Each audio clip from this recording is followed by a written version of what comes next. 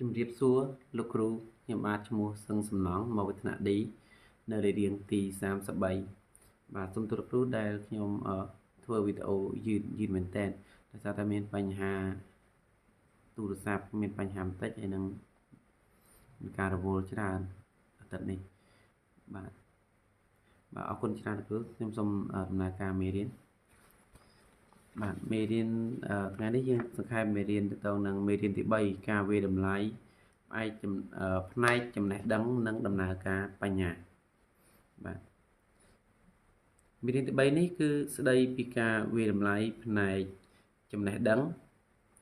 និងដំណើរការបញ្ញាដែលជាផ្នែកមួយនៃមុខវិជ្ជាការវាយតម្លៃ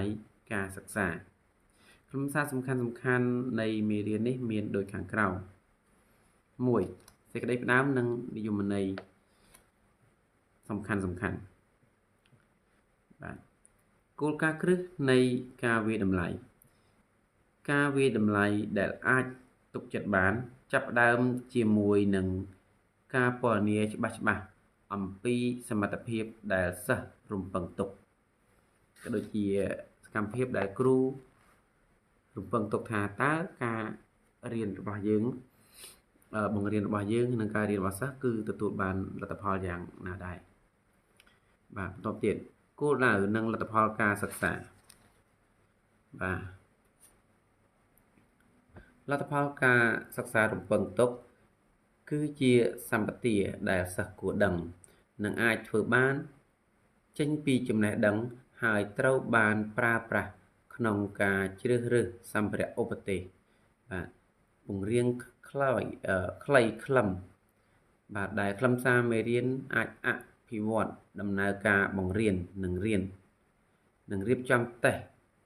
ជាការប្រឡងឲ្យបានល្អតាមកម្រិតបាទនិងលំដាប់នៃមេរៀនបាទចំណុចខុសគ្នាគោលដៅការអប់រំ education បាទជាគោលបំណងធំបំផុត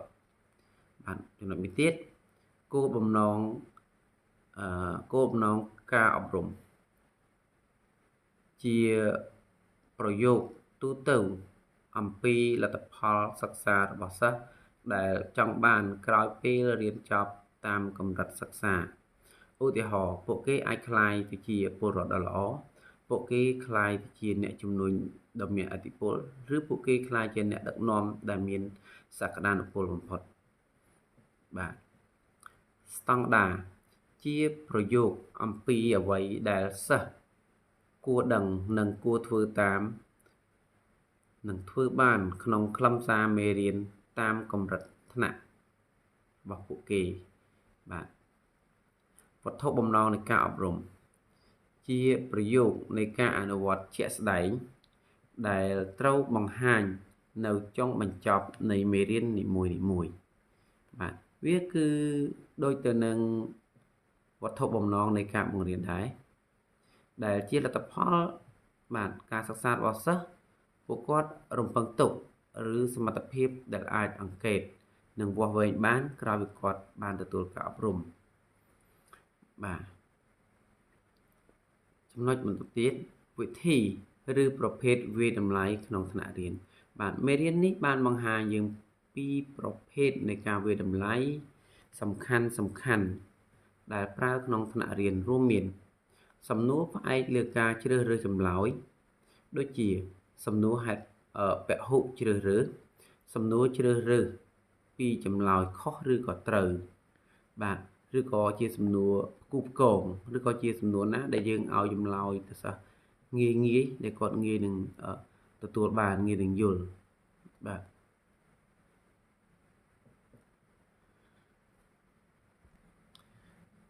ាទសមស្របបាទងាយយល់នឹងសមស្របនេះគឺស្មើលើចំណេះដឹងនៃការយល់ធម្មតាការយល់ធម្មតាមានថាសិស្សភាគច្រើនគាត់យល់បានធម្មតាតែមានសិស្សមួយចំនួនទៀតគាត់យល់បានច្បាស់តែសិស្សមួយចំនួនទៀតគាត់យល់អត់សូវច្បាស់គាត់នៅយើងតាក់ទើអញ្ចឹង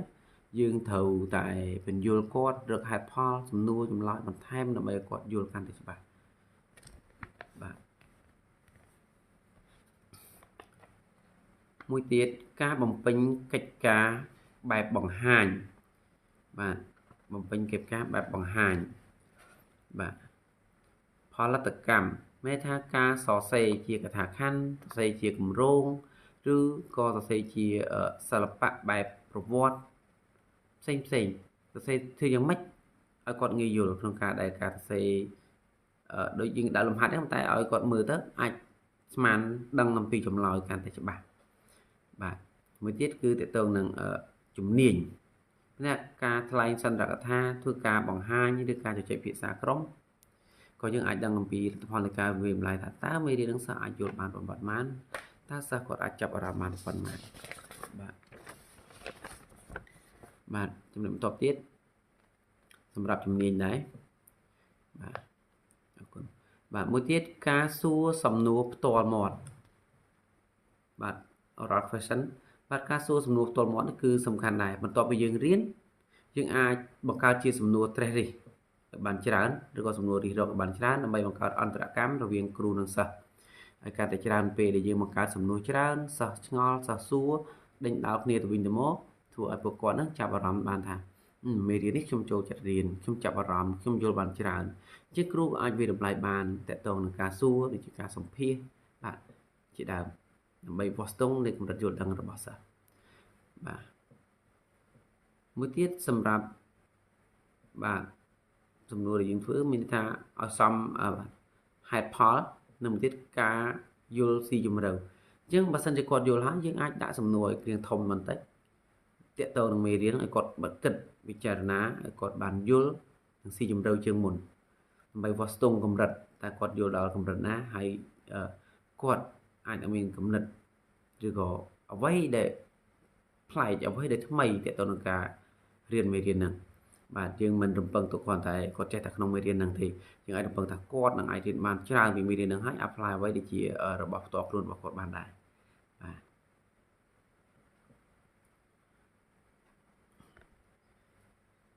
បាទមួយទៀតការអង្កេតរបស់គ្រូបាទការអង្កេតរបស់គ្រូបែបផ្លូវការនិងមិនផ្លូវការបាទយើងអាចអង្កេតបែបផ្លូវការនិងមិនផ្លូវការបាទយើងអាចអង្កេតពេលគាត់រៀនក្រោយពេលគាត់រៀនពេលចេញលេងពេលណាមួយអាចអង្កេតតាមសមម្នាក់តើអរិយាប័ត្រគាត់មានការផ្លាស់ប្ដូរយ៉ាងណាតើគាត់យល់ដឹងយ៉ាងណាដែរបាទសម្រាប់ចំណេះដឹងការយល់តើต้องហេតុផលជំនាញនិងអរិយាប័ត្រក្រោយគាត់បានរៀនតើយ៉ាងម៉េចតើគាត់អនុវត្តបានគាត់យល់បានស៊ីជម្រៅឬយ៉ាងណាបាទមួយទៀតសិស្សអាចវាយតម្លៃសិស្សបាទសិស្សវាយតម្លៃសិស្ស student self assessment បាទសំណួរស្ទាបស្ទង់មតិការវាយតម្លៃពីមិត្តភ័ក្តិនិងឆ្លោះបញ្ចាំងអំពីខ្លួនឯងបាទអញ្ចឹងយើងបង្ហាត់ឲ្យគាត់រៀនចេះភាសាគ្នាចេះរិះរកចេះដេញដោលពីមិត្តភ័ក្តិរបស់គាត់សួរគ្នាទៅវិញទៅមកនៃរយៈមិត្តភ័ក្តិរបស់គាត់បើសិនជាគាត់ចឹងគាត់រៀងខ្លាចគ្រូអញ្ចឹងគាត់អាចចាប់ដៃគូជាមួយមិត្តភ័ក្តិរបស់គាត់ហើយគាត់សួរគ្នាទៅវិញទៅមកគាត់អាចលើកយកមេរៀនមកពិភាក្សាឲ្យអាចដេញដោលគ្នាបាននេះក៏ជាចំណុចមួយនៃការវាយតម្លៃផងដែរបាទមួយទៀតគឺតើតឹងអេតយ៉ាបតនិងចិត្តគំនិតបាទខុសពីការរៀនមេរៀនហ្នឹងហើយតើសិស្សមានអេតយ៉ាបតយ៉ាងម៉េចធុញចង់រៀនបាទឬក៏គាត់ធម្មតាអានេះយើងអាចដឹងដែរបាទមួយទៀតប្រភេទនៃលទ្ធផលសិក្សារំពឹងទុកបែបពុទ្ធិបាទលទ្ធផលសិក្សាបែបពុទ្ធិបាទសំខាន់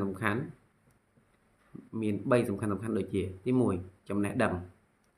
ការចងចាំអ្វីមួយដែលសិស្សស្គាល់ឬចាំការពិតចាំនិយមន័យចាំពាក្យកន្លឹះបញ្ញត្តិឬក៏ដំណើរការគោលការណ៍និងព័ត៌មានផ្សេងបាទទី2ការយល់មាន2ប្រភេទការយល់ធម្មតាបង្ហាញតាមរយៈការសង្ខេបការយល់ដឹងដោយប្រើពាក្យខ្លួនឯងបាទនិងការប្រើជំហានដើម្បីដោះស្រាយនៅបញ្ហាមានន័យថាទៅនឹងការអនុវត្តរបស់គាត់បាទមួយទៀតការយល់ដឹងស៊ីជម្រៅសិស្សដឹងអំពីចំណុចសំខាន់ដែលអាចគិតនិងប្រើប្រាស់ចំណេះដឹងតាមរបៀបថ្មីឬតាមរបៀបស្មុគស្មាញនិងអាចរកឃើញ បកស្រាយទំនាក់ទំនងថ្មីបាទទំនាក់ទំនងដែលថ្មីជាមួយនឹងអ្វីដែលគេបានរៀនអ្វីដែលគេបានជួបប្រទះទី3ការផ្ដល់ហេតុផលការប្រើប្រាស់ខួរក្បាលទាញយកចំណេះដឹងមកប្រើដើម្បីសម្រេចកិច្ចការរួមមានការដោះស្រាយបញ្ហាការសម្រេចចិត្តការទាញសេចក្តីសន្និដ្ឋានការគិតប្រកបដោយភាពច្នៃប្រឌិតនិងការគិតបែបទូទៅកម្មបាទការគិតបែបទូទៅកម្មបាទមួយទៀតភាពតាក់ទងនឹង Bloom taxonomy បាទ Bloom taxonomy ផ្នែកពុទ្ធិហ្នឹងឯងបាទមេរៀននេះបានប្រើប្រាស់ Bloom taxonomy កែប្រែដើម្បីរៀបចំសំណួរតាមកម្រិតនៃគំនិតរបស់សាស្ត្ររបស់យើងនឹងបាទដូចជាតាមកម្រិតគំនិតបាទការលើកយកឧទាហរណ៍ឬក៏ពាក្យកន្លឹះណាជាក់ស្ដែងជាដើមកម្រិតទាបបាទកម្រិតទាបមានថាការចាំតែគាត់ចាំតើនរណាយើងអាចបង្កើតជាសំណួរតើនរណាតើអ្វីកន្លែងណានិយាយទៅសំណួរដែលងាយបាទ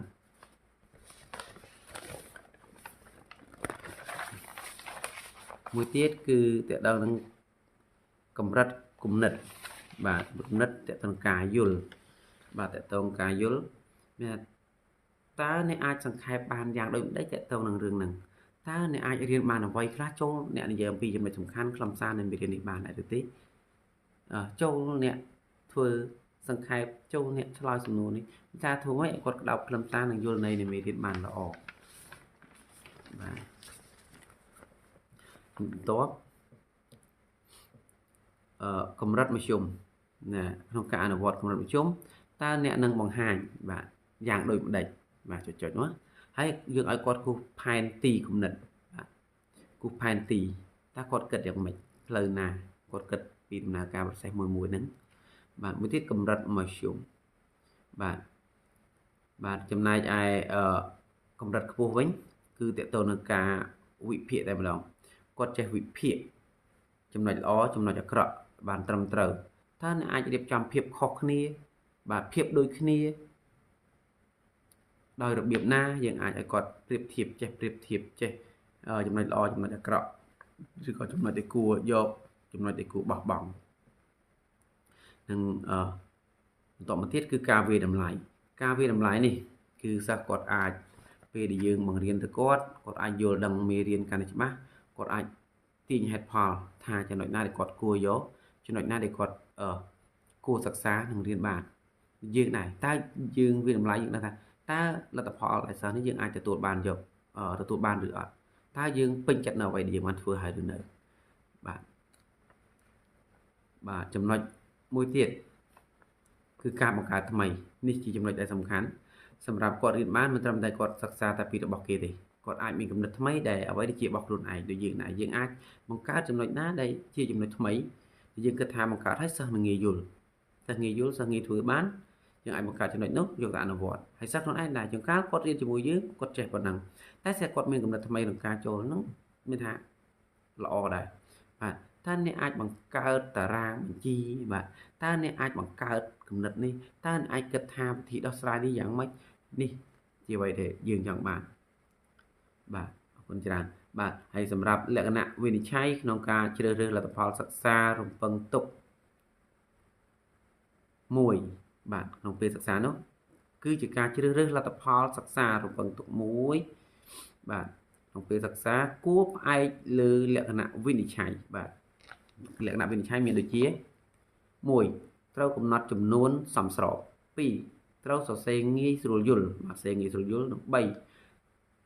ត្រូវស៊ីគ្នាជាមួយនឹងគោលដៅសិក្សារបស់ស្ថាប័ននិងបំណិនសតវត្សទី21បាទដូចយើងបានដឹងមកហើយតើសតវត្សទី21មានអំណាចអ្វីខ្លះដែលយើងរៀនបានមុនពីមេរៀនមុន4ត្រូវជំរុញការប្រឈមដែលអាចធ្វើទៅបានសម្រាប់សិស្សបាទទី5ត្រូវស្របតាមគោលការណ៍បង្រៀននិងរៀននិងជំរុញលើកទឹកចិត្តបច្ចុប្បន្នបាទសម្រាប់សង្ខេបមេរៀននេះខ្ញុំបាទមានតែប៉ុណ្្នឹងបាទអរគុណច្រើនលោកគ្រូបាទអរគុណច្រើន